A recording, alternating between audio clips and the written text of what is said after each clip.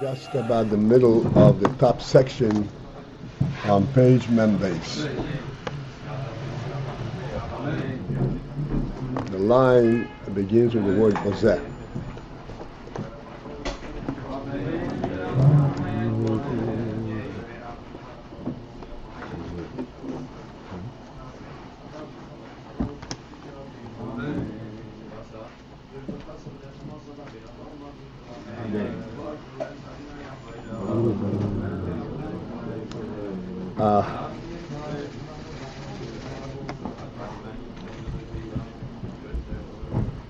Last thing that the general topic, subtopic, is to explain how it is that the higher oir, when it comes down into the world, it has to come in lower kelim. Actually, he does not engage in explaining how that is, but he points out that this is how it is.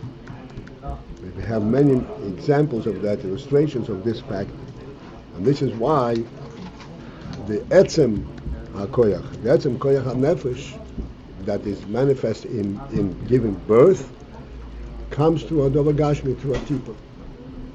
Seichel comes through words, through machshava, through much refined kelim, and giving birth, which is the most supreme element in the nefesh adam, and that comes through a dover gashmi. Because an etzem, the higher the oir, when it comes down, the only way it can be manifested will be in a lower kelim. And etzem comes mamash. It has to come in a very low kelim, in gashmis mamash.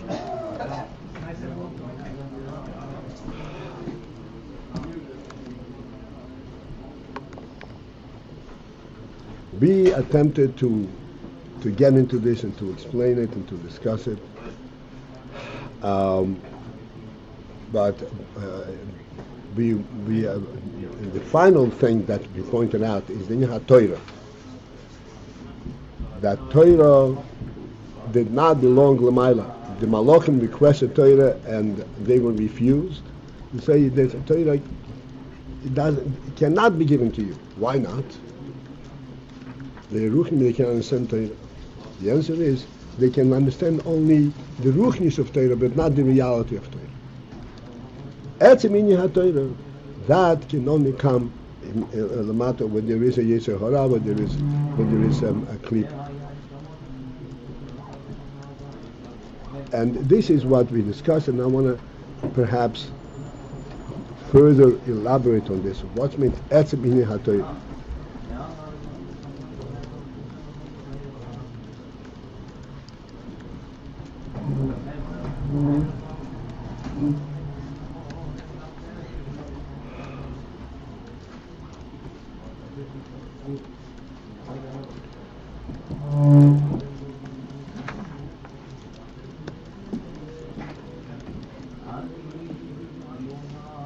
The Etzem Nihat Torah, the Rebbe points out, is found in halacha. Halacha is a straightforward statement. This is what the Melech wants you to do, and this is what the Melech does not want you to do.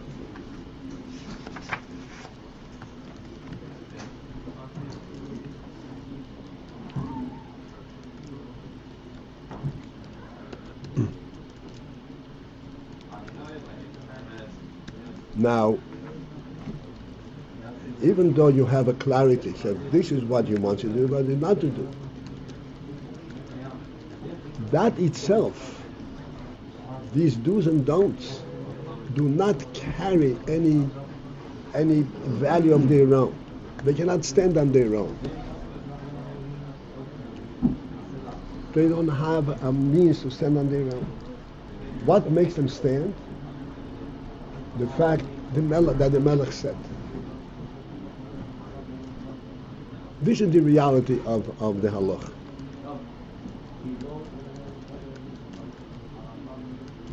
Therefore, where does the reality of Torah surface?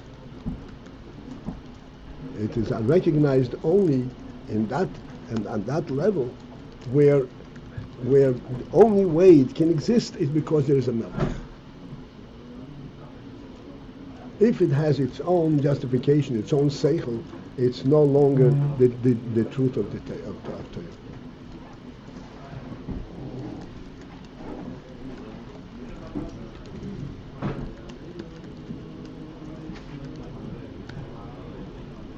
This requires, or can be elaborated in a very broad sense.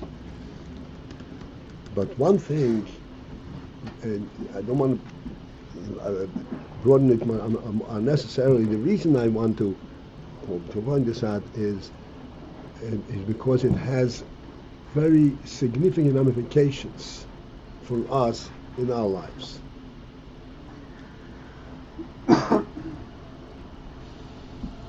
When we start reflecting on the world from the purpose, from the perspective, oh, this is a created world. It is not something that exists on its own, like when you look at it from a worldly perspective. And therefore you have to look at the ruchnius of the world, on the significance of the world. The minute you start looking at the ruchnius of the world, there is nothing tangible there. There is just a concept. What makes this concept stand? It is the fact that this concept, which is manifest in the world, reveals the presence of the King himself.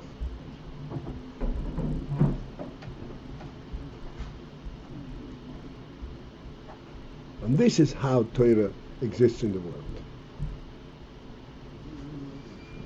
We said that the oyer, the light that was created by Yom Rishon, did not have a luminary. It didn't have a sun to produce a light. What is that light about? How is it light? What does it mean, light without a luminary?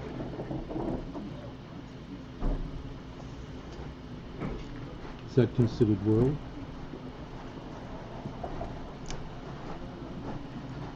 It was a light that superseded world. That's why it couldn't last indefinitely. But what is the light? What kind of an entity is this light?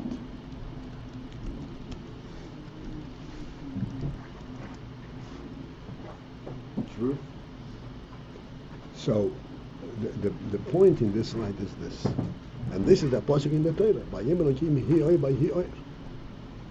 What is the significance of this light by hi oyer?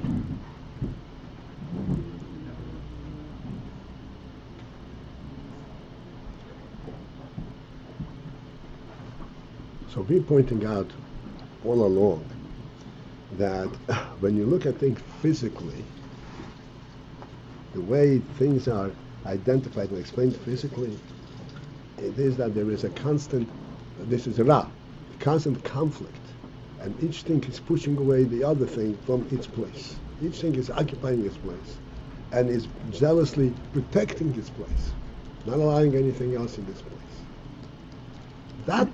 That physicality we can clearly grasp.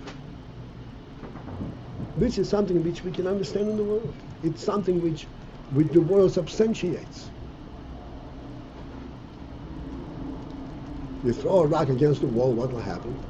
The wall will prevent it, will stop it, and will fall down. This is a world from a worldly perspective. This is something which we can fully relate to because he has a full grasp of it. When we say that is not the reality of the world. The reality of the world is that no, everything has its real place assigned to it, its correct place, and that it belongs to it. Not because it's being pushed away, but because it pushes anything away. It is given its place. Now is a kind of a unreal phenomenon in the world. And therefore this leads us to recognize and leads us to relate to the presence of the Creator. He created each one of these things, and He wants each of these things to exist. Therefore, when you see that them existing in their own reality, you immediately recognize that there is something that maintains it, that gives it a place to be.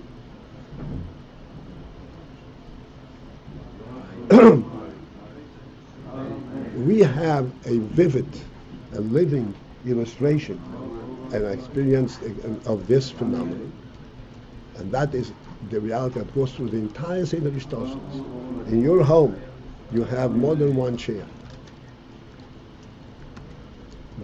Each one of these chairs you put in a place where you want it to be.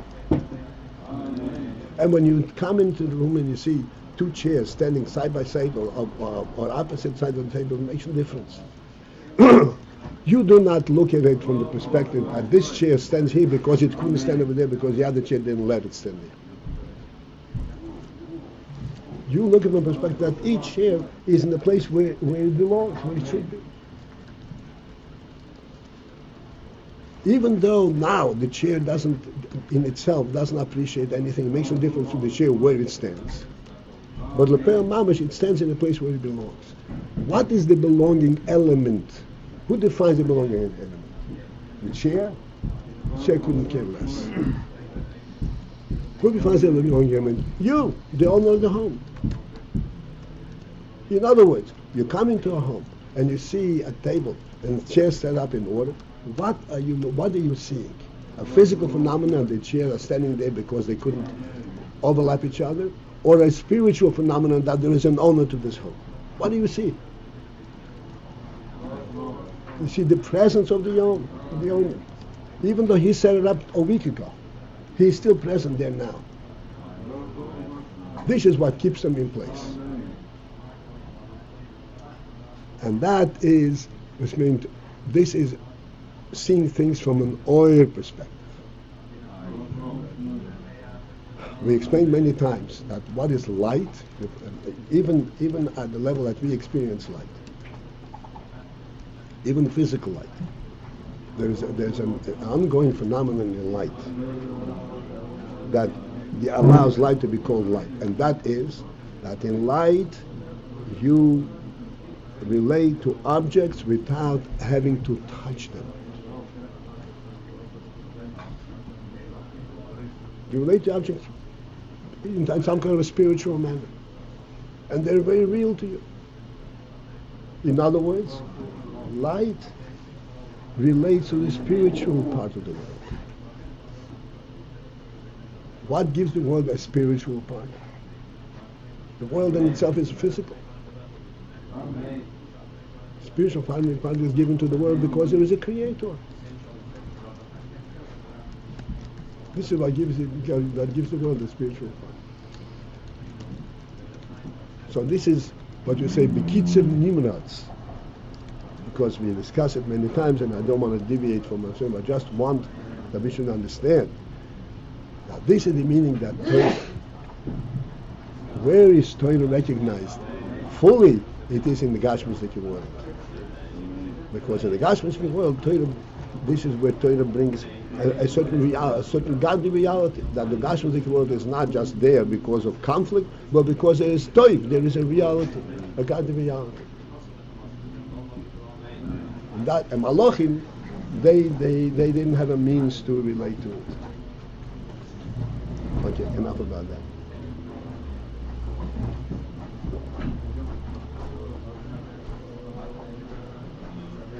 All right. I said we are on the line that begins with the word bozeh, just below the middle of the top section of AyinBase. The Chazal said, "Ho de mechadadna tvei mechavroyi." The fact that I am sharper and smarter than my chaverim, because I was able to observe Reb Meir. This is Rebbe said that the reason that I am superior, I'm advanced over my Chaveri, is because when the mayor, who was the Rosh Yeshiva, was giving the shir, pardon me, I was able to see the mayor during the time that he was giving the shir. Which means that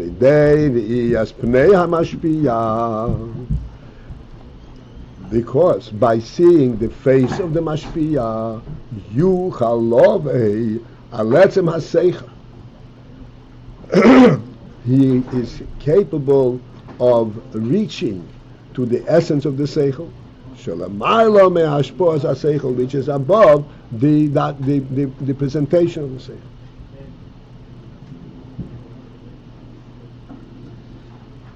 We discussed this many times, that there is this etzem haseichel, and even in this here we learned that etzem haseichel means this goes to all the way down, all the way up to the hiyuli of the seichel. By this pnei hamashpia, you see the reality of the fact that this is where the seichel is coming from.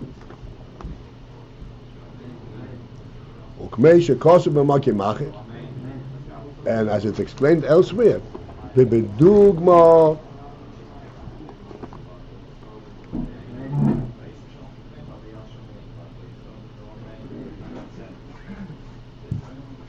the hashpoas atzmis,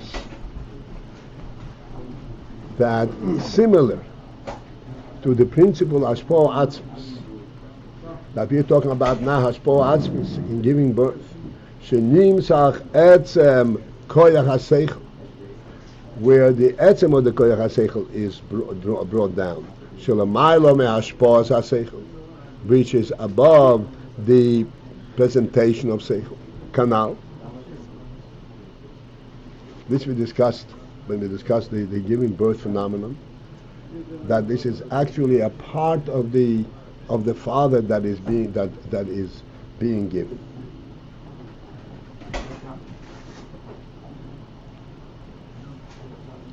So similar to that, yesh gam kein behashpoas haseichel.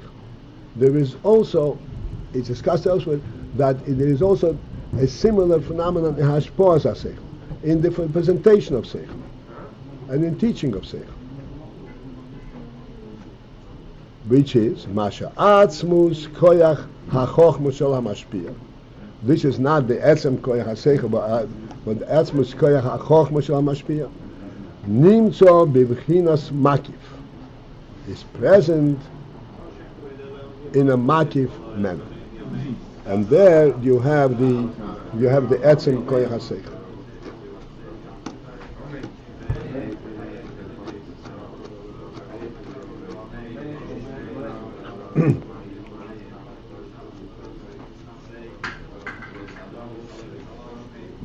Just to get us a very clear handle on this principle.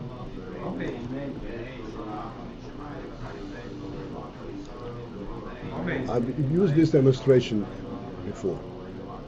Let's say someone is standing up on a mountain or up on the 10th floor, and he is able to observe an area way beyond what you can see on the bottom of the mountain. You've been trying for months. You finally did it.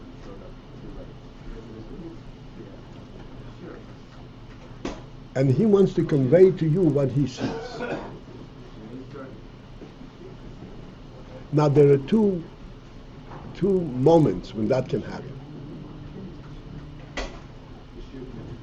One is when he descends from the mountain and reports to you what he had seen when he was on top of the mountain. And the other is that he is telling you while he is looking and while he is on top of the mountain and telling you what he is seeing.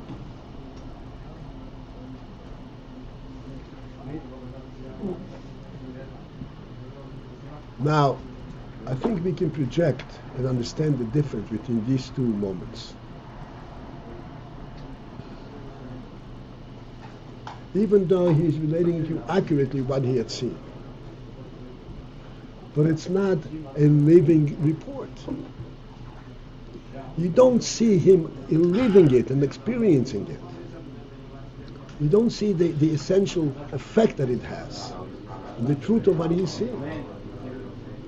What is he able to report? He's able to report that which he can record in memory, the form of it. But he cannot report the experience itself.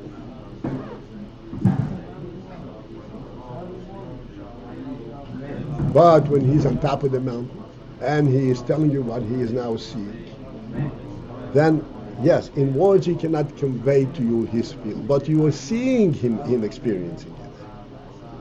This is seeing Pnei HaMashpiyah.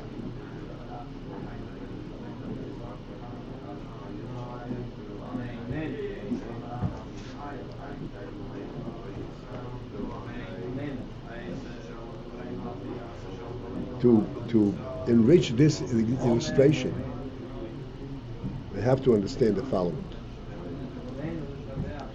Even though touch, sight, hearing are, so to speak, physical experiences, they are experiences on a physical level, but without your spirit, without the seichel, without midas, you could not experience it. It is the seichel that experiences the sight element. Like I said before, in sight you see something which is not physical. How are you seeing it? The seichel recognizes it. Therefore, the fact that you're standing on top of the mountain and you're observing something and it has a certain impression on you, the impression is not the physical impression. The impression is the way it is because your seichel is able to be impressed by this. This is called the etzem koyach hachochma. What is the similarity between this and koyach hachochma? This we discussed many times. What is so special about chochma? Chochma and bina. Chochma and bina is re'iyah and shmiyah. What's special in sight? Just like we mentioned just earlier. In bina, in touch, or in hearing, you have to first translate what it is that you're talking about, and then you can present it in words. In sight, you don't have to translate at all. You see what it is. Therefore, inside, you're relating to the essential reality. This is called etzem koyach hachochma. This koyach hachochma is of supreme importance. As it says, chochma brings life element into the person. Without chochma, no matter how smart he doesn't have the life element. Because he doesn't have the reality. Just as we say, a blind person, he doesn't really live in the world. The world is not real to him. Listen to what he says over here. Now the atzma,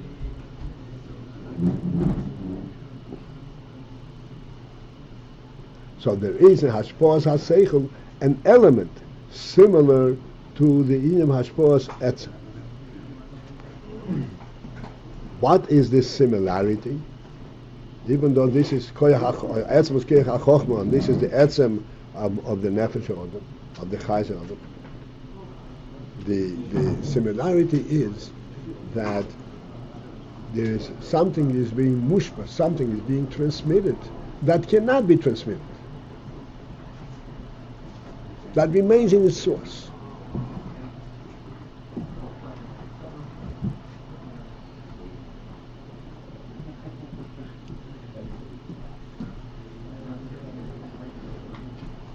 This which you see is okay, let's see the issues in here. That the similar thing, yes, gamken b'ashpoas haseichel. That similar thing is in nimshach etzem keich haseichel. The fan al b'ashpoas haseichel, where seichel is being bestowed. Masha atzmus koyach hachochma shel hamishpiyah, where the etzem koyach hachochma, not that which he is expressing, which he's showing, but his own experience, his own perception of Chokhmah, nimtzo b'bchinas makif, is present in a makif-dik manner, and the mushpa, a makif is not being given. So how do you benefit from it? This is what you get by seeing Pnei HaMashpia.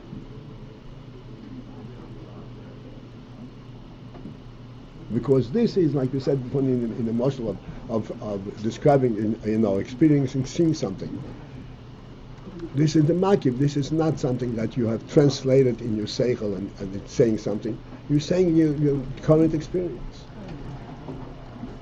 So, in the context of, I just want to show I'm not lost here. This is also continuing the discussion of that the higher thing comes down in the lower kelim. In other words, the fact that the Re'iyah is actually captures the essence rather than the seichel hashpah.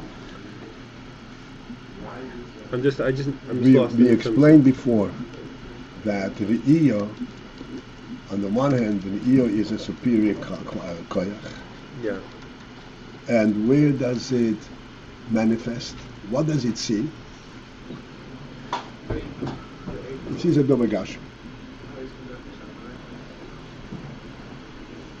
And the Re'iyah Pnei HaMashpia that is seeing Gashmis. This Re'iyah Pnei HaMashpia, what does it represent to you? The Etzem Koyach HaChochmah.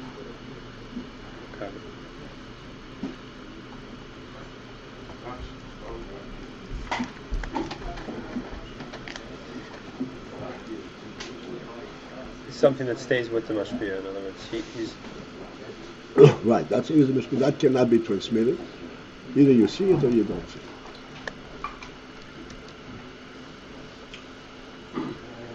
So, seeing the Pnei HaMashpia. You've got a tickle, right? So, seeing the Pnei HaMashpia is, in other words, understanding it. In some point. No. There's no way you can understand it. He doesn't understand it. It's not an understandable thing. This is Etzem Koyach HaChochmah. If he can understand it, he will tell it to you. This is the makif of Chochmah. So the state of seeing Pnei HaMashpia, what is it exactly? What's the state of seeing Pnei HaMashpia? Seeing Pnei HaMashpia. Then you see not what he's telling you, but what he understands for himself. You're seeing what we understand himself. You see it by makif.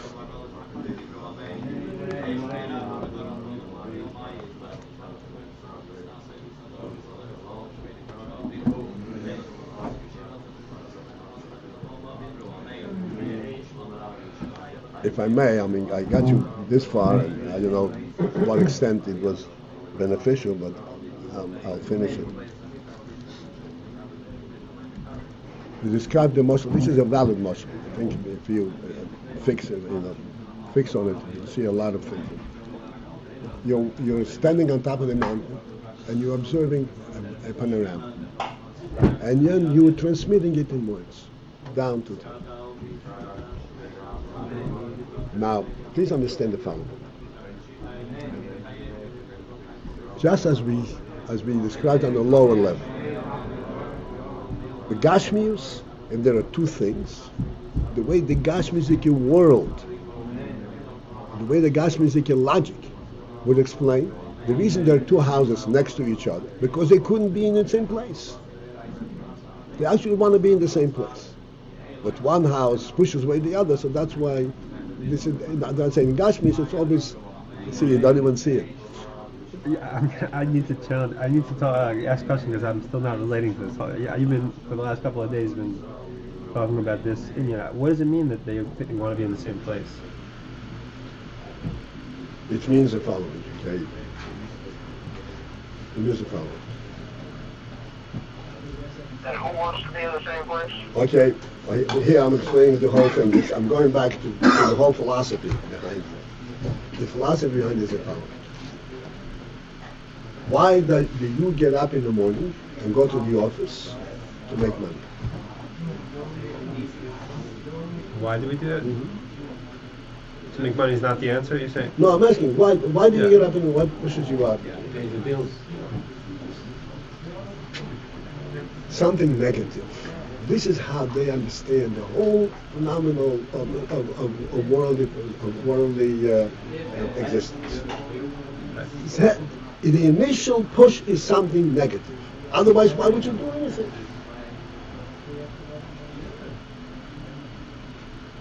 This negative could be in a very subtle way, such as, I don't want the neighbor to supersede me.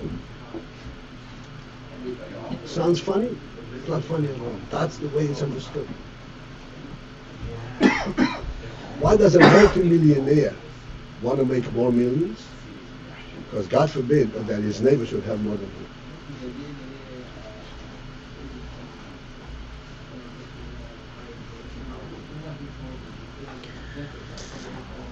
That's what makes the world go round, according to them. And if you were sunk in world, that's the way, that would be the only reason. What does that mean that the two houses want to be on top Oh, of so translate. So. Therefore, in Gashmius, there is no reason. There's no positive reason why this house here and this house is here. Only that, that this is how you resolve the conflict between them.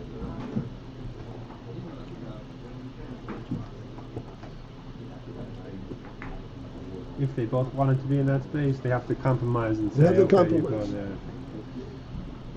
Okay. I come and I want to build a house. And I say, shucks, there's so many houses over here. Right? Or I say, no, I'd like to be amongst people. These are two different views. They come from two very different sources in the human mind.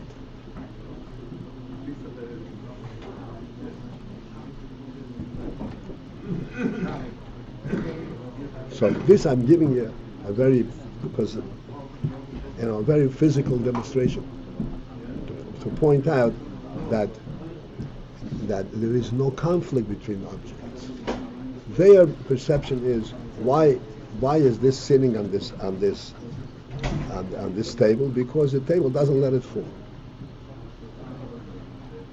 Right? The table doesn't let it go through it, so it's sitting on it.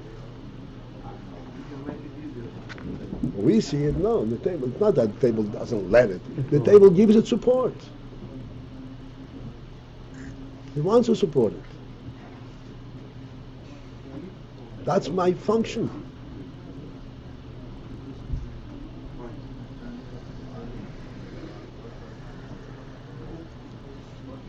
This is what you meant by the Yetzer Hara. Exactly. That's what it is. All right, so I built everything around. Okay, let me go back to this union, which I think is a rich union. I think is very beneficial. Paltiel, Yes, sir. can I stop you for 1 second? Yeah. Yeah, so just on this point of the B'nai HaMashpia. So, normally, let me just ask you if this is along the right lines. Normally, you can't give somebody a head. When the Mashpia teaches, he's not transferring his experience, his own understanding to the Mushma. But in the Mashal, which is in Halacha, that's exactly what's happening. Right?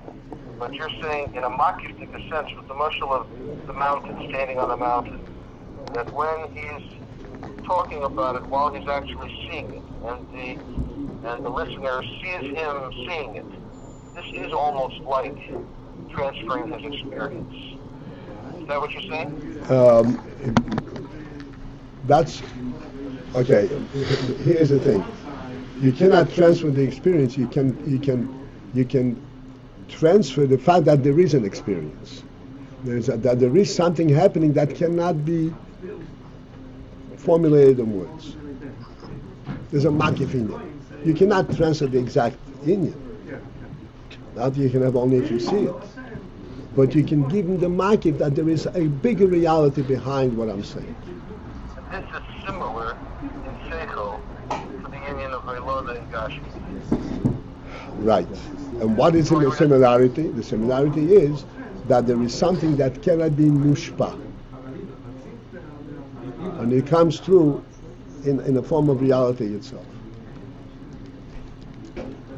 But in the Tipa, it So we're is saying mushba. that's what's going on in Halada? There's something that can't be mushba? Right, you can't be- explain it. Hmm. It comes as a presence. The Etzem itself comes. But let me finish the mashal.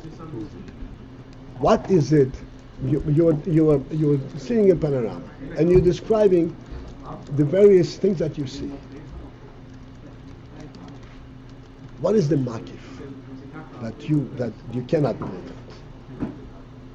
You cannot. that you cannot express, that you cannot describe?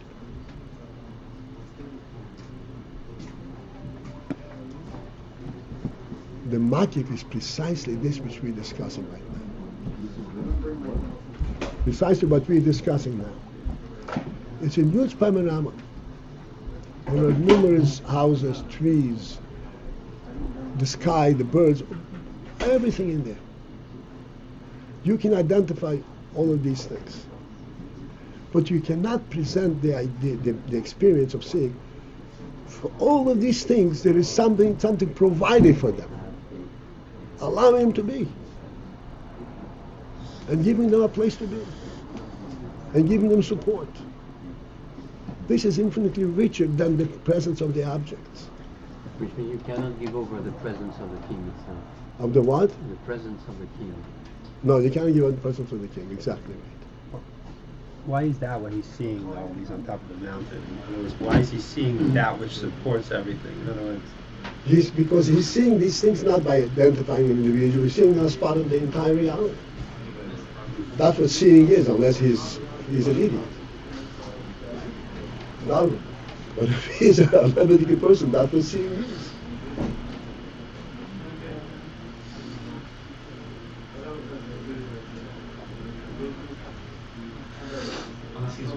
That's what you normally see when you Unless he's an describe idiot. the thing. Doesn't see the object, he sees the space. What? Sometimes when you're given the same marshal, you say, and in fact, what he sees is not the objects themselves, but the space. That the they're in. provision for it, the richness behind that provides for it. Right. We have discussed we've discussed the tree and the earth. And we say the tree is presenting the tree. The tree is not presenting the earth. The tree is representing the richness of the Koyach HaTzomeach Sheba'aretz. That's what the tree is. The tree is a decoration to the earth. And that's when it acquires its richness. Okay, the motion in Gemara is take a noseband, take a pearl earring, right? Beautiful. Put it on the nose of a pig, right? What does it tell you? That's what Be'af Chaziz, the Gemara says.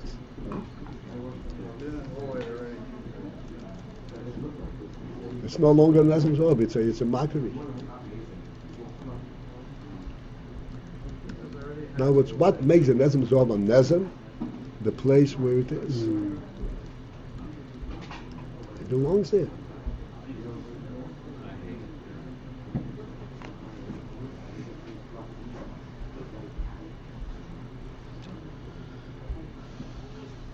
I don't need any signature. All right. And again, like the Kohen Gadol used to come out from Kodesh Kodeshim. The Kohen Gadol used to read a person in the Torah. And certain things you say by heart, and then afterwards he would just close the book and he would say, "Please know that there is much more in here than what I read to you. There's much more in here than what I saw."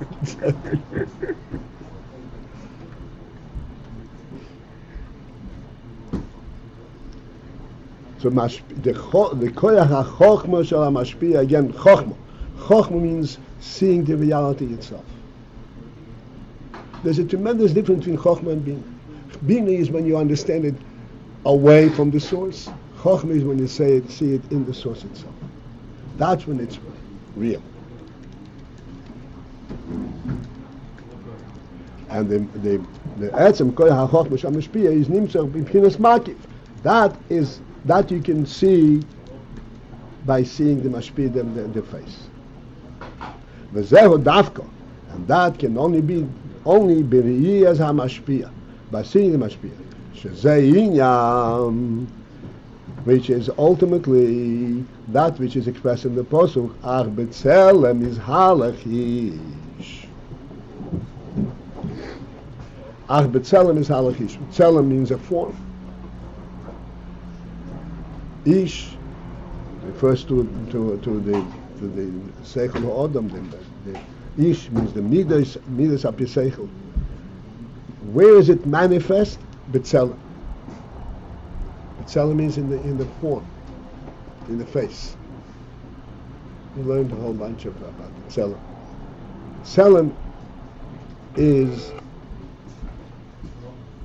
in the translation of the Tzelem. Chassidus explains Tzelem means what's called Tzura Atzmis. Tzura Atzmis. Normally a Tzura is something which is an add-on to the object. Tzelem is a Tzura Atzmis, a Tzura that is not an add-on. That is the essence is manifest in the form of a Tzura. It's called Tzura Atzmis. Surah is addition. A form, huh? Tzelem always has this connotation, the term tzelem. But yeah.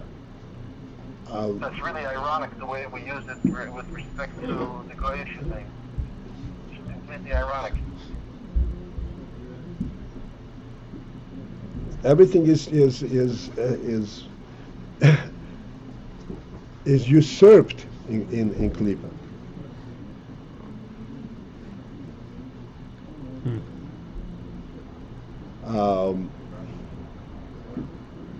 Just to give us a hand, it's Tzura Atzmis. Tzura Atzmis, we speak all the time of the fact as a human being walks on two people, stands up erect. Standing up erect, we say this is human, even though it's a form. You can walk on form. And this is also Tzura. This Tzura is not an add-on to the human being. This is a Tzura that is inherent, that represents what a human being is. A Tzura representing what the human being is, it's a phenomenal thing. How can a Tzura represent what a human being is? Which is a nefesh thing, which is a shoma thing. This is called a Tzura Atzmis. In this Tzura, like we said the other day, we say literally a lot. You see a human being lying in the gutter. And you say, if he can walk on two, then I can save him. Then he's a human being. Because he's the essence, this is his essence.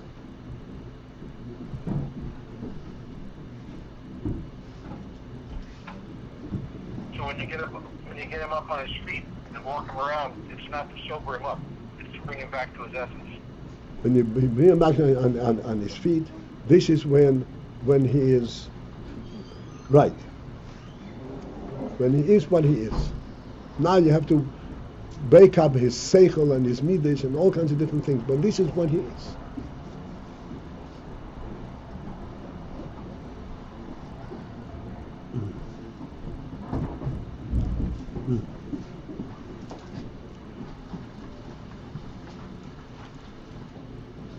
When you wake up in the morning, when are you? When you're in bed or when you get up on your feet?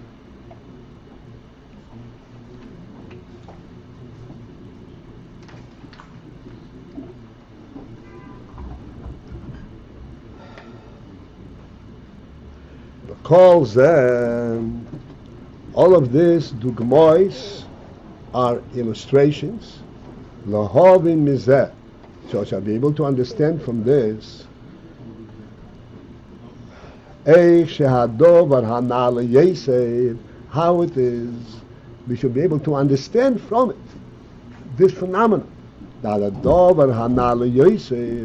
a thing which is higher, the higher it is, that when he comes out dafka l'matov, he comes out lower and lower. Ubahagshoma yesher, in a greater physicality. Okay, I want to learn with you this line. Remember, this is the Rebbe's words. In other words, what the Rebbe is saying, I'm giving dugmois, I'm giving you illustrations. So what is the illustration to help you? You still don't know what's behind it.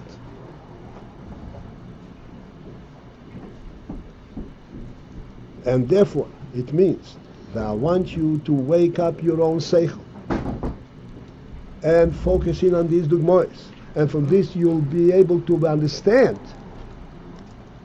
Be able to understand Eich she'hadover anala yeser. Eich means not the fact that the Hadover anala yeser comes down. That's not understanding. But to understand the phenomenon of it.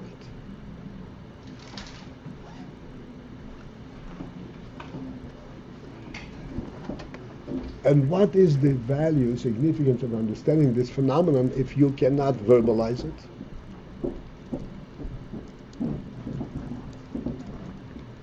The answer is that this is where you're actually living in seichel. Okay, let me bring this to a logical conclusion. It means this: if you want to verbalize and grasp everything, it means that you want to know what you're seeing on a mountain, but be disconnected to the mountain, be something that you can take along with you. We have to understand the absolute truth we have only when we connected to the truth. We cannot have it in disconnect. Even when the guy who was on top of the mountain, once he comes down, he's no longer that same guy. Even though he experienced it. Yes, it had a tremendous effect on him.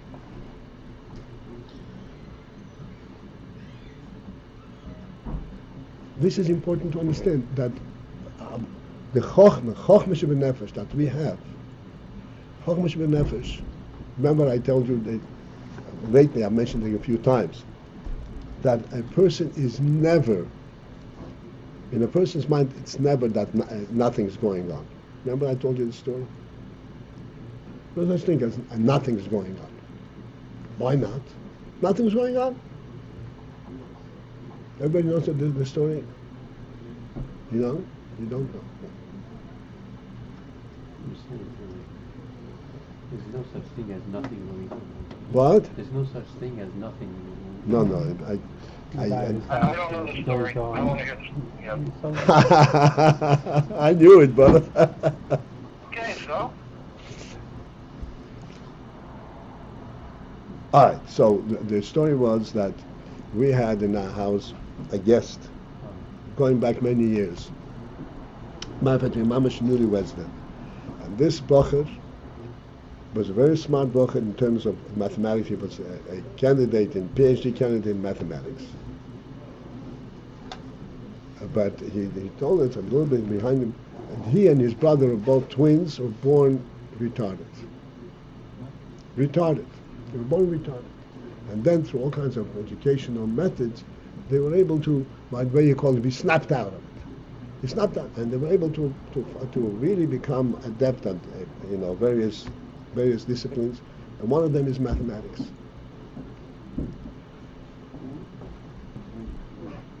You said his twin? He and his twins. Both of them? Yeah. Oh, and one of them was One of them was a guest by us. But they both became. I don't know the other one. He said the other one also snapped out. Anyway, so this man spent a lot of him. He was our guest for a long time.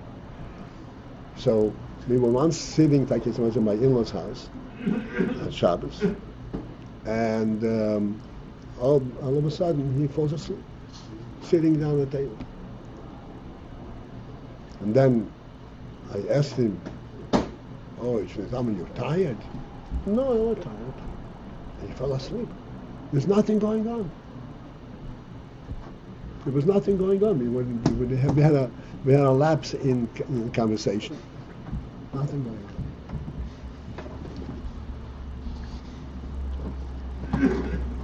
So what is this mean? Nothing going on. This struck me so deeply. I said, this is Nachman al-Islam, not a retired person. He knows a lot, but he knows it by acquiring this knowledge. It doesn't have a personal relationship to it. It's not real. In a person's mind, there is no such thing, nothing going on. There's always something going on. What means something going on? The Chochmah is constantly looking at the Oineg, at the Rotzen, and at the Nefesh. The Nefesh is alive all the time. There is no interruption in life.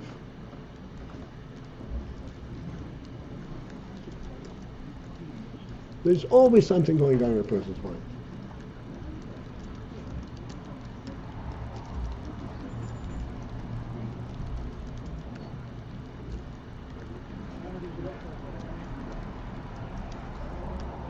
This is the Chochmah.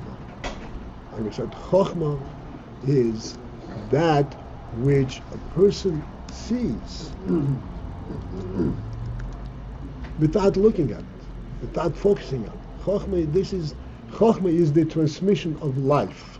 The truth is, Chochmah is the link to the nefesh as it comes into the guf. The transmission of life into the guf.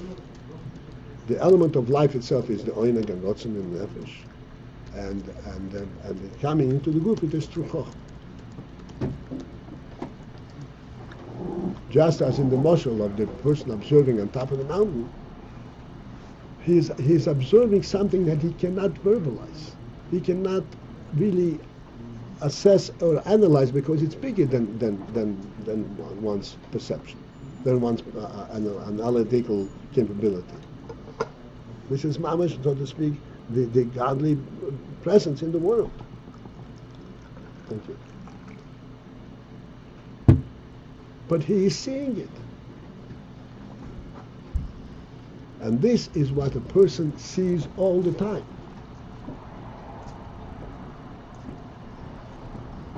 This is where the life element is constantly present in the person's life.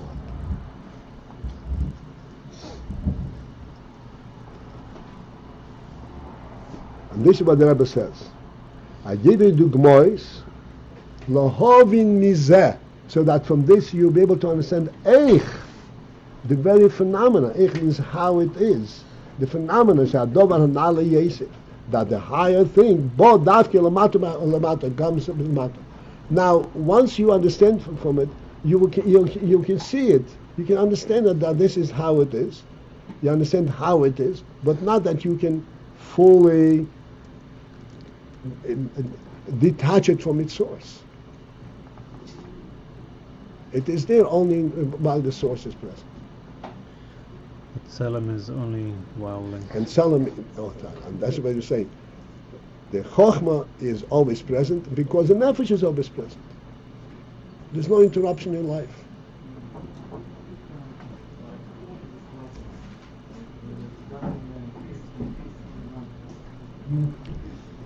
This Eich over here is see that this is the case, not... No. Eich See means how? nothing, not how. Not the mechanics. The actual, not mechanics. The fact of it. The fact of it, the reality of it. See the reality that this is so. Right. And seeing this reality without the ability of elaborating on it is fine. That is life. This is life. In fact, if you do elaborate on it, it's like you start to break the connection. You lay the connection and then you lose it. But Tselem...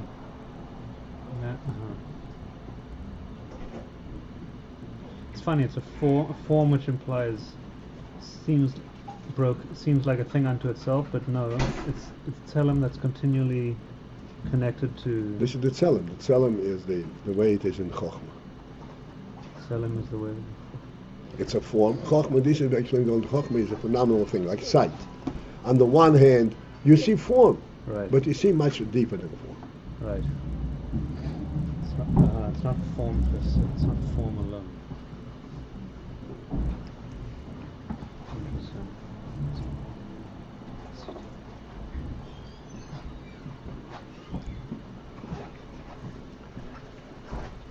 This is what he said. But tell him, yeah, the Gemores that I gave you were not just dry Gemores to prove to your point. No, it is some lohavin mizeh.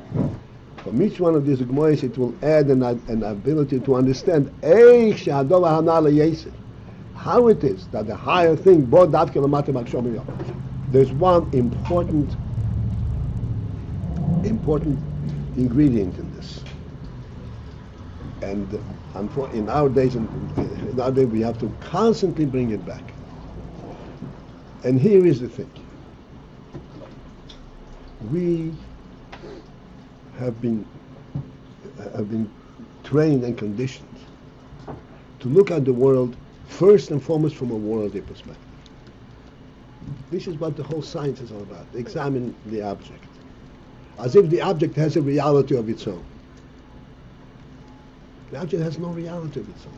The object is a created object. It is real only because there's a force of the Creator in it.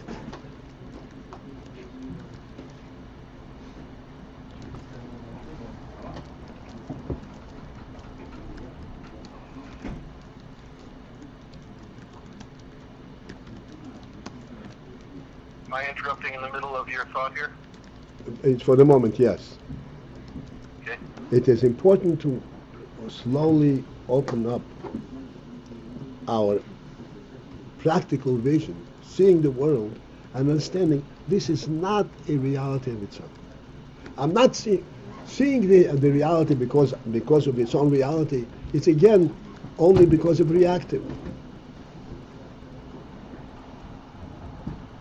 The reason I see a wall is because I cannot see through it, not because I see a wall, a reality. Right. So by contrast, he said it's important By contrast, to open, because it doesn't let me see it further.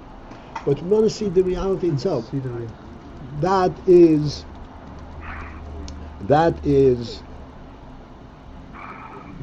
is seen only if you recognize that this is a that it is not an entity that comes from itself.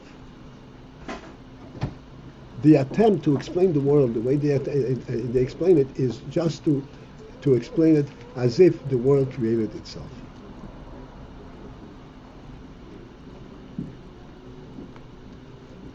And that is a totally false view, and it blinds one to a living view. So therefore, when he says over here,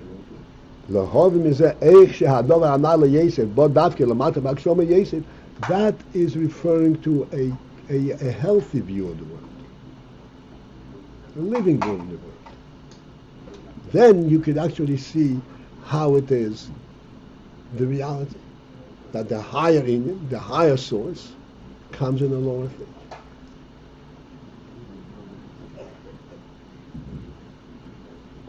Please understand the following.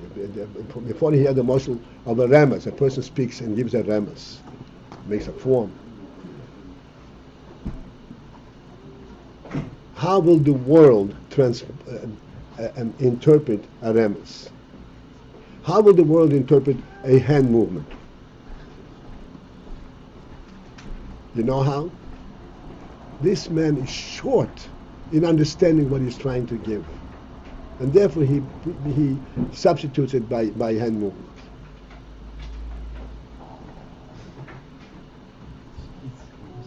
Huh? He's short on what? In trying to in understanding what he's trying to say. Doesn't really understand what he wants to say. And therefore he's substituting it by hand movement. And we are saying, no, that's not the case. He's trying to say something that cannot be verbalized. That is deeper than verbalization. It's a reality of life. You can't put it in words. And he doesn't want to shortchange you, saying, "Oh, there is nothing more than what I say."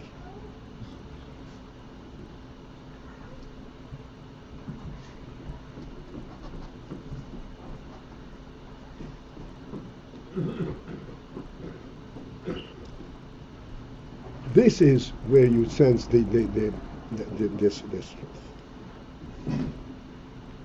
how does a person get a depth that cannot be verbalized? How do you ever acquire it? If anything that he acquired by experience, he should be able to relate to how he got it. What's the answer? It's not by experience. What? It's not by experience. It's not by experience. This is the neshama that the Rebbe gave him. The Rebbe made him a human being. This is an insight that comes from a higher source.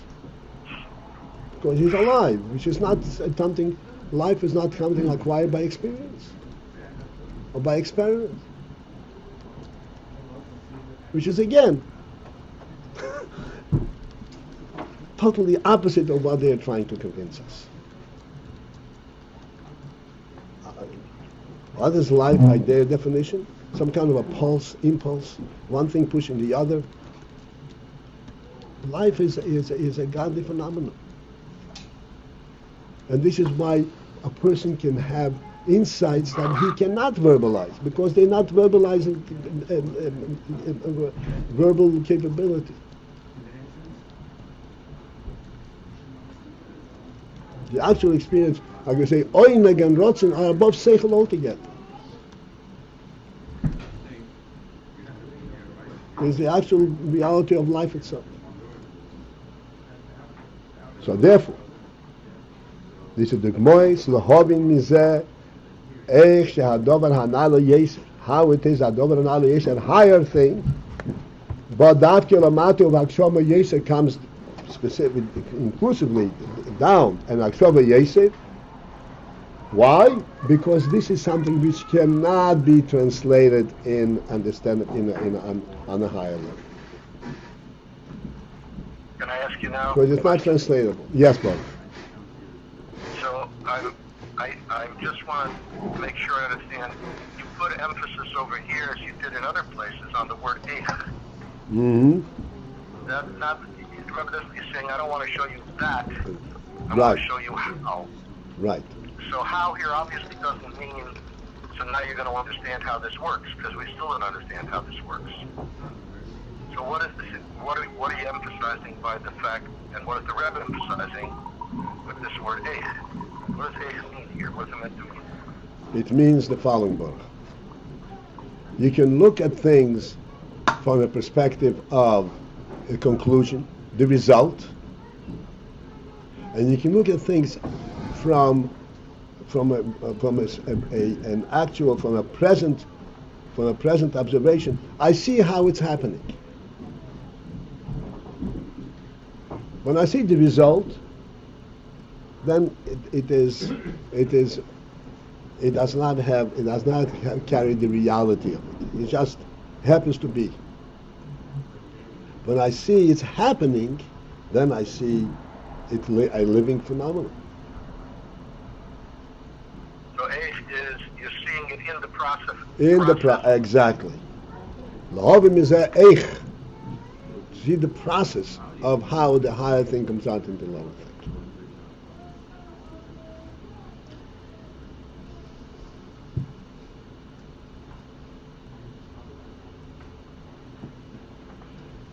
Okay. I tried my best. If I exhausted you, I apologize. You probably exhausted yourself more. No. I'm invigorated. I can go on. וכמו כן, הוא בהשפוע גשמיס כנ"ל. The similar Indian is השפוע גשמיס. That's in giving birth. The hamshach as ha'etzem. That in Ashpor Gashmis we said this is the hamshach of the etzem, of the etzem ha-nefesh, etzem ha-chai, etzem ha-koyach.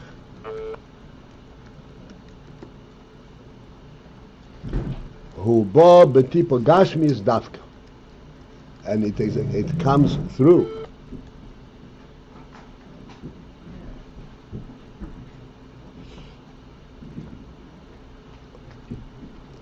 In tipo Gashmis Dafko,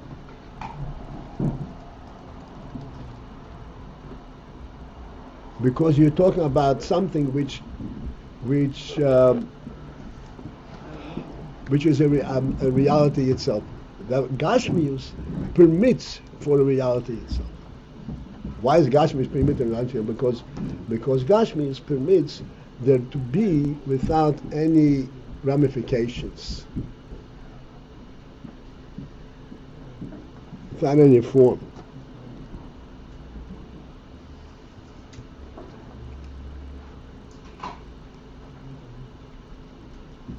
וכן הוא בכוח הרוחני שבהילודה. And thus, this is how it is in the koyach haruchni. Similar thing in koyach haruchni שבהילודה, the spiritual koyach that comes through in giving birth. שנמשך בו זה koyach ein sof. In Hilada is drawn a koyach ein sof, a limitless koyach. Vehu koyach atzmi dafka. This koyach in soif is a koyach atzmi.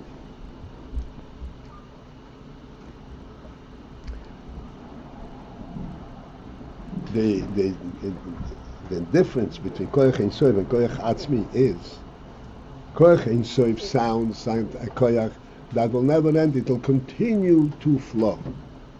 But here we're not talking about something that will continue to flow. Here we're talking about something that is given, and in that is the entire infinity. That is an inexhaustible resource. In this limited presentation is an inexhaustible resource.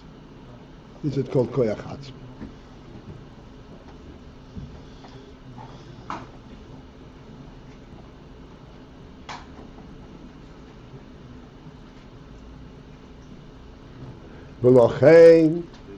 And for this reason, thus, ein hakoyach nichla lo'il. This koyach does not dissipate ever. V'nimshach tomid, and it continues constantly, indefinitely, ad ein shiur, to no end. Huh? A measure. Without a measure.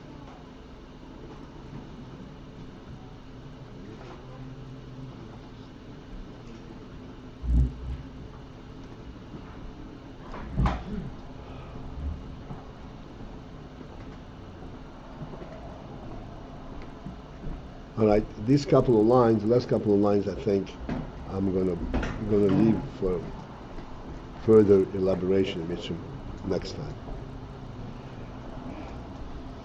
Have a great day, everyone. Again. Paltiel. Okay.